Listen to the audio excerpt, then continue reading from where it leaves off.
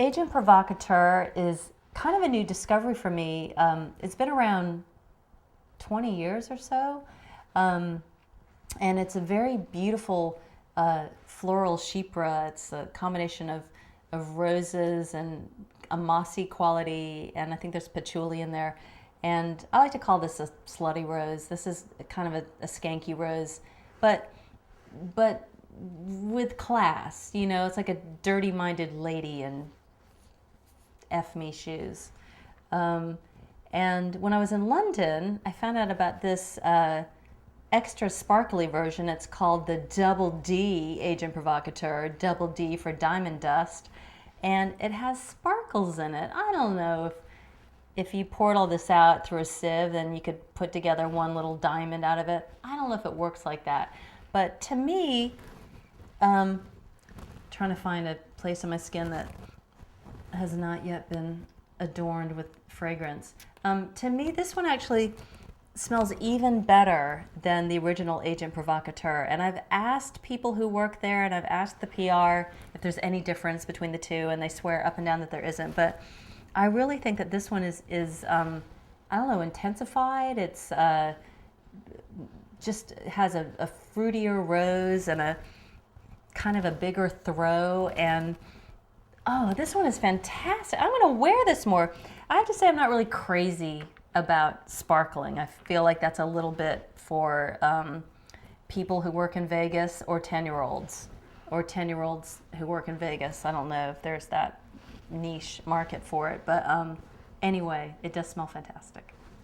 I have a little crush at the minute on this line, Parfumerie Generale. This one is called L'Ombre Fauve, Shadow Beast, Shadow, yeah, Beast, Wild, Shadow, Dark Beast.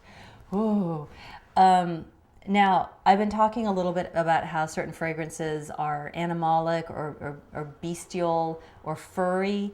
This one really is the culmination of all of those qualities. It almost kind of catches in the back of your throat a little bit when you smell it, because it's kind of intense. It's not dirty smelling. It doesn't smell unwashed, but it really does smell a little bit like animal skin, animal fur. And just to break it down into notes, it's very musky. There's incense in there. There's patchouli. It's all of those warm, furry notes. And I like wearing a lot of this. I just like getting that kind of warm, musty smell. And I'm not saying I like people to smell musty and dirty or gross, any of those things, unwashed. I think those sort of aspects to a perfume are nice on top of clean skin. So I'm not advocating that people just walk around and have a lot of crusty nooks and crannies. Okay, I just want to get that clear. Byredo Perfumes Gypsy Water. This one is so easy to like. As soon as I picked it up and smelled it, I just thought, oh yeah, this has got to be a part of my life. Gypsy Water is sounds a little bit like I don't know. I don't want to say what it sounds like maybe a medical sample of some sort from a person who's a traveler. But no, that's not the case. It's sandalwood and kind of a lemony note. And I like to spray this in my bath water. I have so much perfume. Sometimes that's one of the ways that I can enjoy it, like, because you only have so much skin and you can't wear everything you want to smell every day. So I just apply it in other ways. So this one I like to spray in the bath and just let it waft up into the air. Creed Angelique Encens is a fragrance that they like to tell you was created for Marlene Dietrich. There's always some list of celebrities like, Bob, I can't think of a celebrity's name, Barker. Yeah, I can bet you that Creed aren't bragging about Bob Barker wearing one of their fragrances, but he might be if he were still alive. Is he still alive? Anyway, Marlene Dietrich supposedly wore this, and the Pope, they sent him a bottle of it. They made like a special Pope blend for him. This one is a sandalwood kind of incensey, kind of spicy. Oh, I think I haven't gone here yet. Woo! Am I gonna smell like a patchwork quilt of craziness when I'm done with this? This one is kind of powdery and almost has a masculine quality to it. And for some reason, whenever I go out on hikes, I like to put that one on. Now, why am I putting on perfume if I'm going to go out and commune with nature? I do not know. That's just how I operate. Okay? And I think probably I need to reevaluate my tendency to wear perfume when I go on hikes, because I've recently discovered that, or recently heard that wildcats and mountain lions adore the smell of spicy perfumes, and that just makes them go cat crazy. So maybe it's best if I don't turn myself into a panther plaything when I'm going for a little walk in the wilderness. Okay. I've been on a rose kick lately, and found myself with a few new rose perfumes in my life. This is one of them. It's by Rosine, Parfum de Rosine, and they're known for their rose perfumes. And I think this is one of the newest ones from their line, and it's called Secret de Rose, Rose Secrets. This is right along the profile of what I always love in a perfume, which is ambers and darkness and musk and woods and I'm not Mrs. Let's put on a spritz of strawberry and I'm good to go. No, that would make me feel sad and bad about myself. I like to feel good about myself. So this is a perfume that has those kind of involving wonderful qualities that I so am drawn to.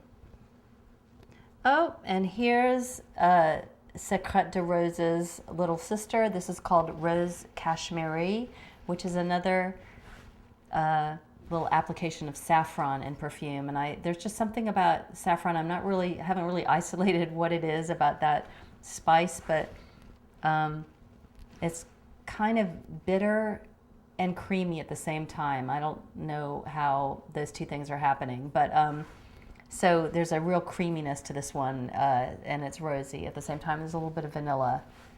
Delicious.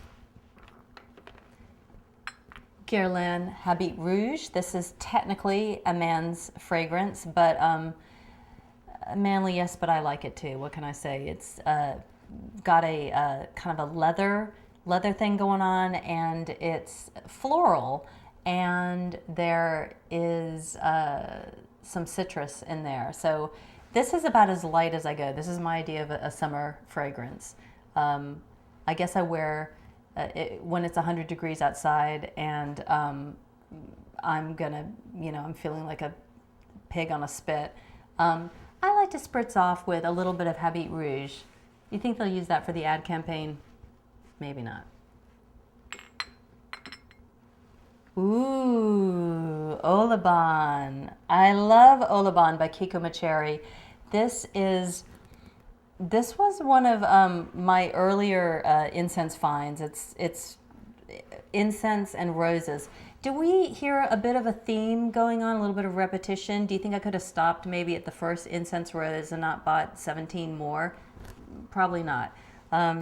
This one, I think, is supposedly a masculine, geared towards men, but what do I care? I want it all. I'm insatiable. This one is Habanita by Molinard, another classic fragrance, I think from the 20s.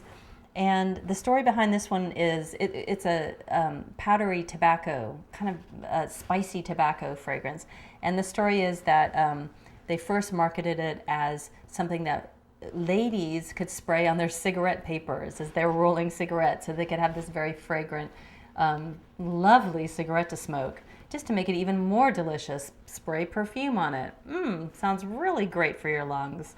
But then they just kind of cut out the cigarette and thought, if you like the smell, just spray it on you, which sounds a little bit healthier to me.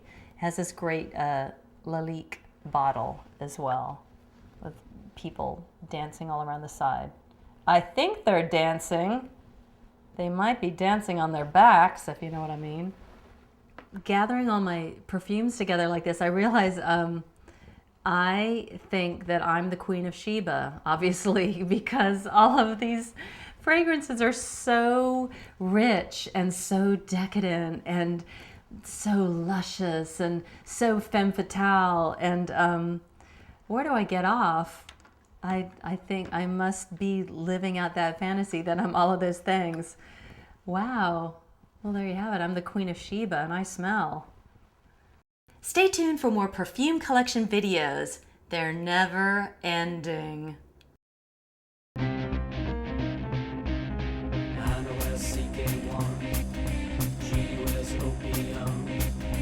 Trisha wears number 5.